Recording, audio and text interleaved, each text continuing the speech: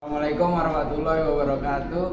Perkenalkan, nama saya Muhammad Kaizar Arka Wiranggana Songko, absen 26. Hari ini saya ingin mempresentasikan isi PPT tentang teks hikayat punya saya. Oke, jadi untuk yang pertama itu teks hikayat itu saya akan menjelaskan dari pengertian hikayat. Pengertian hikayat adalah karya sastra lama berbentuk prosa dari Melayu yang berisi cerita, undang-undang, dan silsilah. Lalu yang kedua ada tujuan hikayat. Hikayat bertujuan sebagai pelipur lara, pembangkit semangat juang, atau sekedar untuk meramaikan pesta. Contoh hikayat yang mungkin pernah kamu baca yaitu Hang Tuah, Perang Palembang, dan 1001 Malam.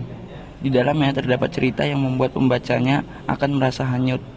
Selain itu, ada pula hikayat yang sengaja ditulis untuk mendokumentasikan sesuatu, seperti silsilah kerajaan.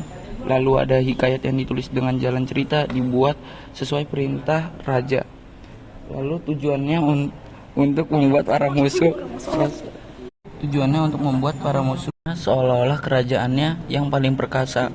Hal ini membuat hikayat pada zaman dulu ditulis untuk menjaga keamanan kerajaannya dari serangan musuh. Lalu ada nilai-nilai teks hikayat. Nilai-nilai teks hikayat ini ada nilai moral, nilai agama, nilai sosial, dan nilai budaya. Pertama itu nilai moral. Nilai moral merupakan nilai yang berkaitan dengan akhlak atau sikap baik dan buruk manusia. Lalu ada nilai agama. Nilai agama merupakan nilai yang berkaitan dengan kepercayaan tokoh akan keberadaan Tuhan. Yang ketiga ada nilai sosial. Nilai sosial merupakan nilai yang berkaitan dengan relasi antar manusia. Lalu yang terakhir ada nilai budaya. Nilai budaya merupakan nilai yang berkaitan dengan adat istiadat atau kebiasaan di suatu wilayah tertentu. Lalu ada ciri-ciri teks hikayat. Ciri-ciri teks hikayat pertama dari kemustahilan, anonim, kesaktian. Lalu untuk penjelasannya, kemustahilan, teks hikayat banyak mengandung kemustahilan, baik dari segi bahasa maupun segi cerita.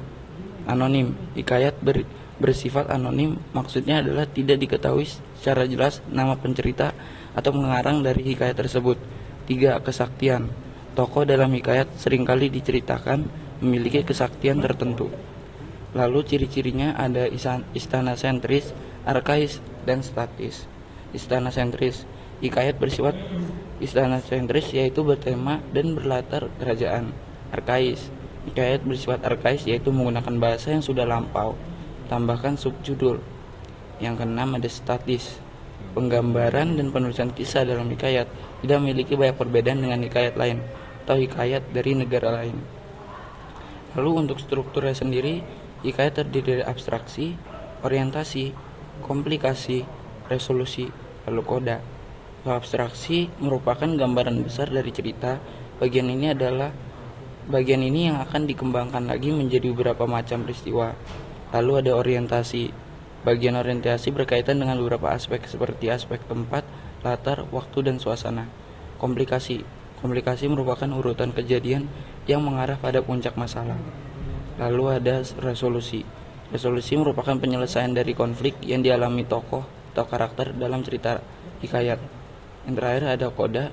Struktur teks hikayat yang terakhir adalah koda. Bagian ini berisi amanat atau pesan yang ingin disampaikan penulis kepada pembaca. Terima kasih sudah membaca PPT saya. Mohon maaf jika ada salah kata atau salah pengertian. Wassalamualaikum warahmatullahi wabarakatuh.